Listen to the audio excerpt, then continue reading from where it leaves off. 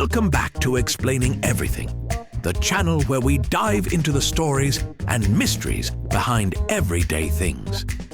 Today's question comes from a curious viewer with a very melodious username, Alex Buddy, 1998. Thanks for tuning in, Alex. You asked, how does an acoustic guitar make sound? We all know the moment someone picks up an acoustic guitar at a party, things can go two ways: magical serenade or an unsolicited cover of Wonderwall.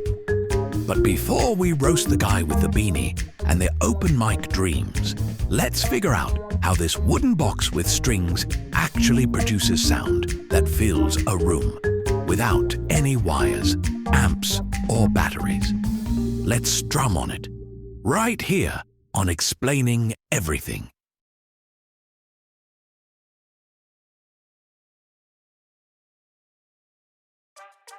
At first glance, it looks like the magic comes from the strings, and that's sort of true, but not really.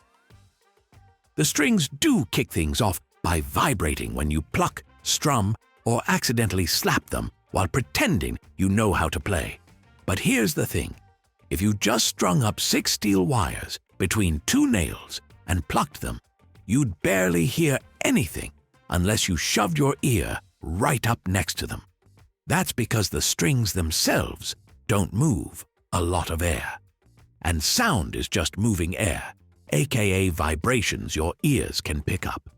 So what the strings do is set off a chain reaction, kind of like how flicking a single domino leads to a satisfying toppling mess. Plucking a string sends vibrations into the next key part of the guitar. When a string vibrates, it doesn't just wiggle around on its own. It sends that energy down into the bridge, the little piece of wood stuck to the top of the guitar body. Think of the bridge as the middleman with a good work ethic. It takes those teeny tiny string vibrations and passes them into the soundboard, aka the top face of the guitar. Now this is where things get spicy. The soundboard, usually made of spruce or cedar, is lightweight, flexible, and loves to vibrate. Once the bridge hands over the string's energy, the whole top of the guitar starts dancing along.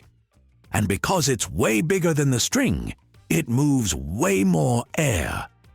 More air movement equals louder sound. That's physics, baby. Okay, so the top of the guitar is jamming. But if the body were solid wood, you'd still only hear a dull thud. The real magic happens because of the hollow space inside. The guitar body acts like a natural amplifier. As the top of the guitar vibrates, it also sets the air inside the hollow chamber into motion. That air bounces around and builds up pressure waves that boom out of the sound hole. The round hole under the strings that looks like it's begging for a tiny raccoon to climb inside. The sound hole isn't just there for aesthetics. It helps push the vibrating air out into the room. So between the top plate shaking and the air bouncing inside, the sound gets much louder and richer than it ever could with strings alone. Basically, the entire guitar becomes a speaker. A very fancy wooden speaker that smells like varnish and heartbreak. Every guitar has its own sound. Some are bright and crisp, others warm and mellow. That's all thanks to resonance. Resonance is when certain frequencies get naturally boosted by the shape, size, and material of the guitar. Think of it like the guitar having favorite notes it really likes to shout. If you tap on different parts of a guitar, you'll hear different pitches ring out. That's because the wood and air inside prefer to vibrate at certain frequencies. When the string you play matches one of those frequencies, the guitar says, "Heck yeah!" and sings it extra loud. The type of wood, the thickness, the shape of the body, even the humidity, it all affects the tone, which is why your guitar sounds better at 2 a.m. when you're sad and it's raining. So far, we've focused on how the sound is made. But what about the notes? That's where the neck and frets come in. When you press a string down on a fret, you're shortening the length of the string that can vibrate. Shorter string means faster vibration equals higher pitch.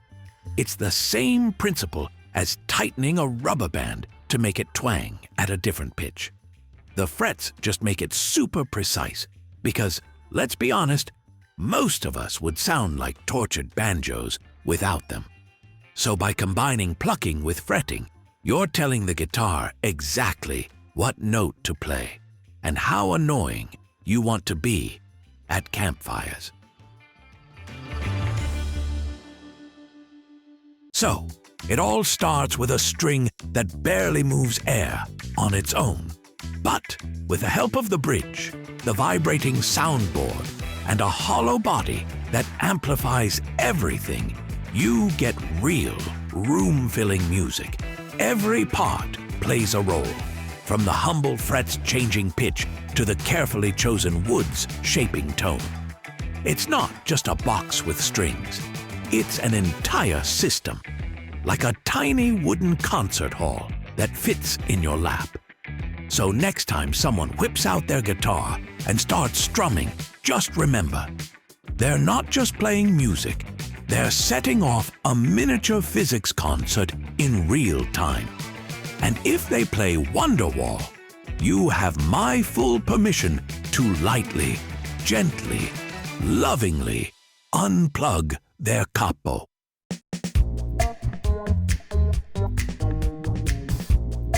If you liked this deep dive into the musical magic of guitars, give us a a like, and don't forget to subscribe while you're at it. Also, if you have suggestions for our next video, feel free to share them in the comments below. We'll be sure to give you an acknowledgement for your contribution. Thank you for tuning in, and join us next time here in the channel that answers all the why, what, who, where, and how questions you've always wondered about, here on Explaining Everything.